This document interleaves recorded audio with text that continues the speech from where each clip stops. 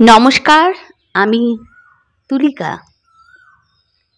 প্রিয় সন্তানকে লেখা একজন বাবার একটা চিঠি পড়ে শোনাচ্ছি। প্রিয় সন্তান, আমি তোমাকে 3টি কারণে এই চিঠিটি লিখছি। নাম্বার 1, জীবন, ভাগ্য এবং দুর্ঘটনার কোনো নিশ্চয়তা নেই। কেউ জানে না সে কতদিন বাঁচবে। নাম্বার 2, আমি তোমার বাবা। যদি আমি তোমাকে এই কথা না বলি, অন্য কেউ বলবে না। নাম্বার 3, যা লিখলাম তা আমার নিজের ব্যক্তিগত তিক্ত অভিজ্ঞতা। এটা হয়তো তোমাকে অনেক অপ্রয়োজনীয় কষ্ট পাওয়া থেকে রক্ষা করতে পারে। জীবনে চলার পথে এগুলো মনে রাখার চেষ্টা করো। কি? তার মধ্যে নাম্বার 1, যারা তোমার প্রতি সদয় ছিল না তাদের প্রতি অসন্তোষ পুষে রেখো না, কারণ তোমার মা আর আমি ছাড়া তোমার প্রতি সুবিচার করা কারো দায়িত্বের মধ্যে পড়ে না। আর যারা তোমার সাথে ভালো ব্যবহার করেছে, তোমার উচিত সেটার সঠিক মূল্যায়ন করা এবং কৃতজ্ঞ থাকা। তবে তোমার সতর্ক থাকতে হবে এজন্য যে প্রতিটি মানুষেরই প্রতি পদক্ষেপের নিজ নিজ উদ্দেশ্য থাকতে পারে। একজন মানুষ আজ যে তোমার সাথে ভালো, তার মানে এই নয় যে সবসময়ই সে ভালো থাকবে। কাজেই খুব দ্রুত কাউকে প্রকৃত বন্ধু ভেবো না। জীবনে কিছুই কিংবা কেউই অপরিহার্য নয়। এটা হচ্ছে নাম্বার 2 পয়েন্ট, যা তোমাকে পেতেই হবে। একবার যখন তুমি এই কথাটির গভীরতা অনুধাবন করবে, তখন জীবনের পথ চলা অনেক সহজ হবে। বিশেষ করে যখন বহুল প্রত্যাশিত কিছু হারাবে কিংবা তোমার তথাকথিত আত্মীয় স্বজনকে তোমার পাশে পাবে না। নাম্বার 3, জীবন সংক্ষিপ্ত। আজ তুমি জীবনকে অবহেলা করলে কাল জীবন তোমাকে ছেড়ে চলে যাবে।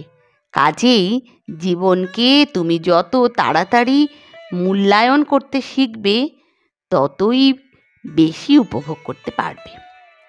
ভালোবাসা একটি ক্ষণস্থায়ী অনুভূতি ছাড়া আর কিছুই নয়। মানুষের মেজাজ আর সময়ের সাথে সাথে এই অনুভূতি বিবর্ণ হবে। যদি তোমার তথাকথিত কাছের মানুষ তোমাকে ছেড়ে চলে যায়, ধৈর্য ধরো। সময় তোমাকে সব ব্যথা বিষণ্ণতাকে ধুয়ে মুছে দেবে।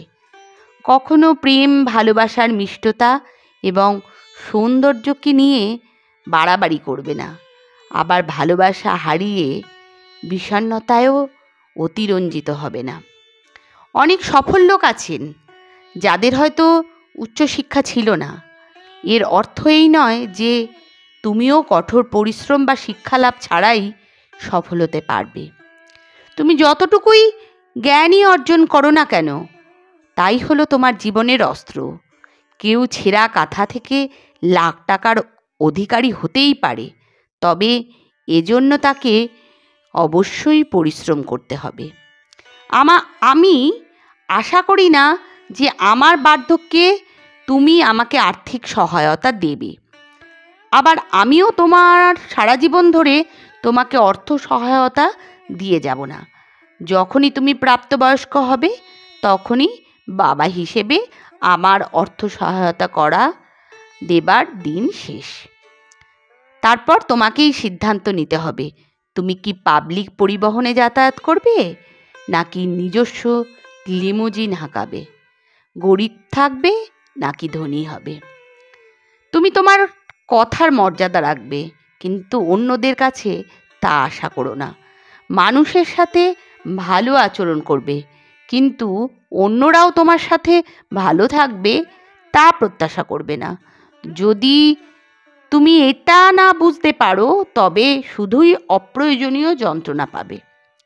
আমি অনেক বছর ধরে লটারি কিনেছি, কিন্তু কখনো কোনো পুরস্কার পাইনি। তার মানে হলো এই যে যদি সমৃদ্ধি চাও তবে কঠোর পরিশ্রম করতে হবে, বিনামূল্যে কোথাও কিছু জুটবে না। তোমার সাথে আমি কতটা সময় থাকবো সেটা কোনো ব্যাপার না, বরং চলো আমরা আমাদের একসাথে কাটানো মুহূর্তগুলো উপভোগ করি, মূল্যায়ন করি। ভালোবাসা সহ, তোমার বাবা।